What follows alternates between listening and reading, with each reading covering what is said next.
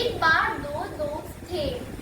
वह दोनों हर काम एक साथ करते थे, साथ खेलते थे, साथ पढ़ते थे। एक दिन वह दोनों जंगल के रास्ते से स्कूल जा रहे थे। तभी मोनू ने सोनू से कहा कि सोनू, मुझे बहुत डर लग रहा है। अब सोनू ने मोनू से कहा कि मेरे होते हुए तुम्हें क्या डरने की जरूरत, मैं हूं ना तुम्हारे साथ।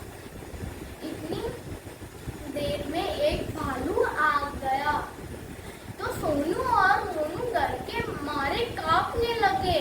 सोनू तो जल्दी से पेड़ पे चढ़ गया, पर मोनू को तो पेड़ पे चढ़ना आता ही नहीं था, इसलिए मोनू तो खड़ा रहा। मोनू ने सोनू को बोला कि सोनू, तुम मुझे अकेला मत छोड़ के जाओ। अगर तुम मुझे अकेला छोड़ के जाओगे तो भालू मुझे खा जाएगा। और सोनू ने उसकी एक भी बात नहीं सुनी और सोनू ने उससे कहा, अगर मैं तुम्हारी सहायता करने आऊंगा तो भालू मुझे ही खा जाएगा, तुम किसी और जगह पे छुप जाओ।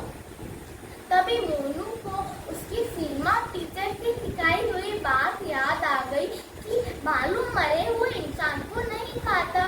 तभी मोनू अपनी सांस रोक के जमीन पे लेट गया। फिर भालू उसके नजदीक आ गया और भालू ने उसको सूंघा कि ये तो मरा हुआ है। फिर तो भालू चला गया। फिर सोनू पेड़ से नीचे उतरा और सोनू ने मोनू से पूछा कि भालू ने तुम्हारे कान में क्या बात बोली थी। फिर मोनू ने सोनू से कहा, भालू ने मेरे कान में ये बात कही थी कि सच्चा दोस्त कभी अपने दोस्त को किसी मुसीबत में नहीं छोड़ता, हमेशा उसका साथ देता है। तभी सोनू को मोनू की उस बात से अपनी गलती का एहसास हुआ।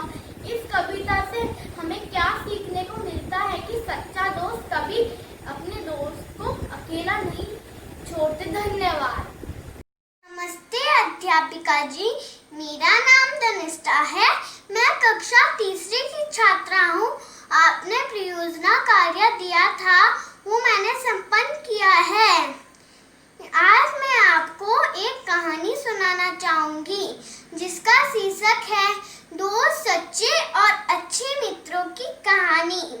तो चलिए सुनिए। एक बार दो दोस्त थे।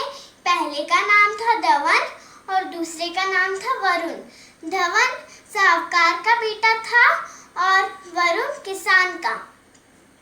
वरुण और धवन दोनों साथ में स्कूल जाते हैं, साथ में पढ़ाई करते हैं, साथ में होमवर्क करते हैं। एक दिन वो जंगल के किनारे से स्कूल जा रहे थे। वो स्कूल पहुंचे और धवन तो अव्वल आता था स्कूल में और वरुण दूसरा।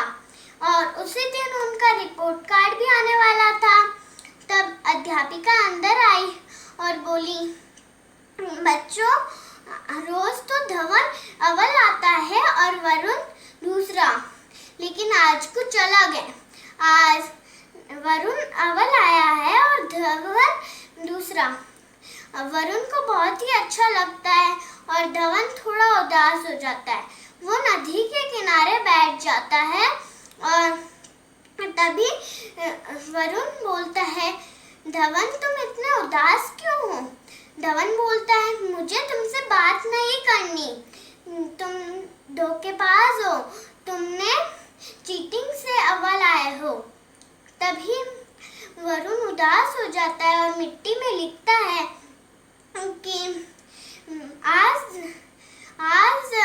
धवन ने मेरे को धोखेबाज कहा और बोला कि मैं चीटिंग से फर्स्ट आया हूँ। तभी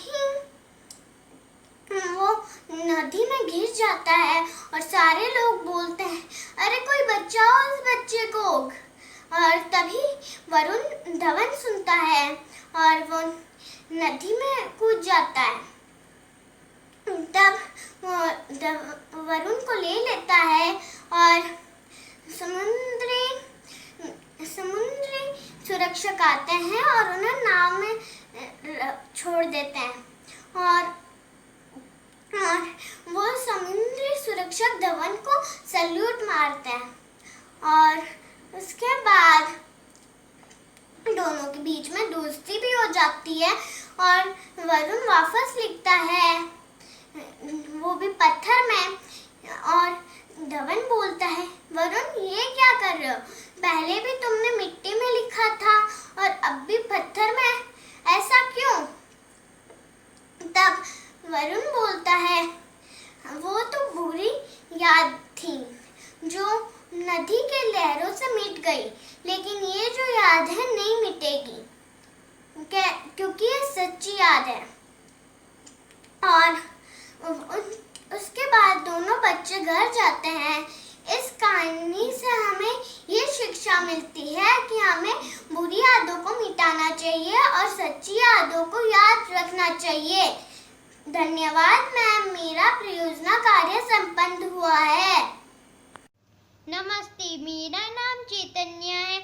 मेरी हिंदी की टीचर ने मुझे अपनी कल्पना से अधूरी कहानी को बनाने के लिए कहा है। मेरी कहानी का शीर्षक है बुद्धिमानी। एक गांव में दो दोस्त रहते थे, राम और श्याम। वो हमेशा खेलते, कूदते, खाते, हमेशा सारा काम साथ करते। एक दिन वो जंगल के रास्ते स्कूल जा रहे थे। फिर बहुत तेज धूप निकली और फिर वो पेड़ के नीचे खेलने लगे, कूदने लगे, जो काम करना था वो करने लगे।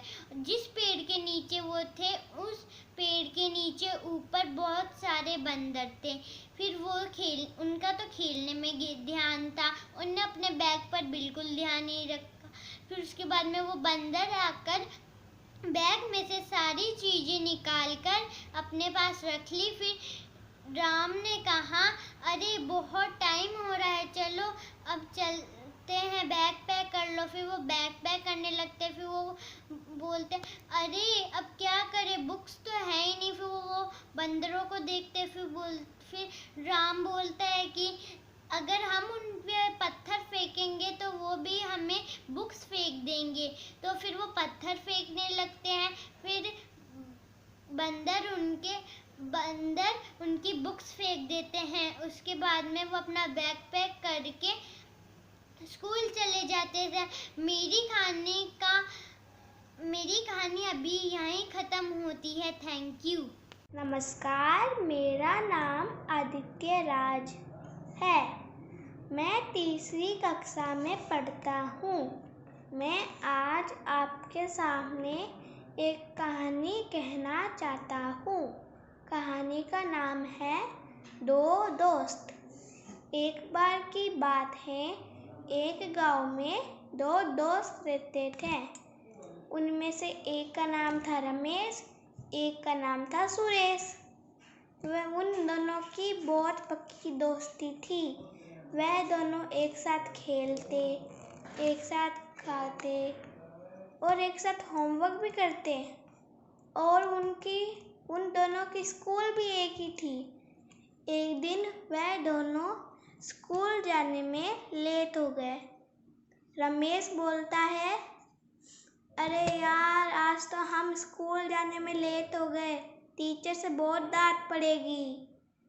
सुरेश बोलता है, अरे नहीं, चलो हम जंगल के रास्ते से चलते हैं, जल्दी पहुंच जाएंगे। रमेश बोलता है, अरे मेरे को जंगली जानवरों से डर लगता है।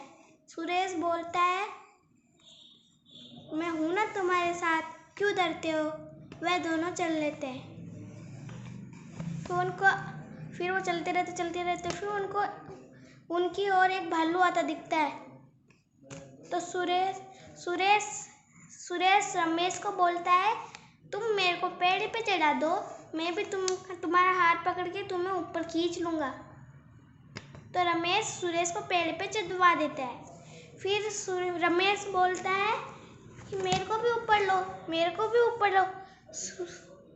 सुरेश बोलता है, अरे इस पेड़ पे एक आदमी की बैठने की जगह है, तू कोई और पेड़ ढूंढ ले। फिर से वो बोलता है, तुमने वादा किया था, तुम मेरे को ऊपर लोगे। फिर वो बोलता है, अब यहाँ पे जगह नहीं है, कोई और पेड़ ढूंढ ले। फिर वो फिर उसको अपने टीचर की कही हुई एक बात याद आती है कि भालू कभी मरे हुए लोगों को नहीं खाता। तो वो जमीन पे अपनी सांसें कुछ देर के लिए रोक के बैठ जाता है। फिर वो बैठ जाता है। फिर भालू उसके पास आता है और उसे सूंघता है और वहां से चले जाता है। तो सुरेश पूछता है कि भालू ने तेरे कान, रमेश भी खड़ा हो जाता है। फिर सुरेश रमेश से पूछता है कि भालू ने तेरे कान में क्या कहा। तो रमेश बोलता है कभी तेरे जैसे दग्गाबाज दोस्तों से दोस्ती ना करे। फिर सुरेश बोलता है अब मेरे को नीचे तो उतार दे इस पेड़ से। तो रमेश बोलता है उतर जा खुदी, मैं कोई मदद नहीं करने वाला। और वो रमेश वहाँ से चला जाता है और सुरेश पेड़ पर ही बैठा रह जाता है। इससे हमको ये शिक्षा मिलती है कभी दग्गाबाज और मतलबी दोस्तों से ना दोस्ती करें। शुक्रिया।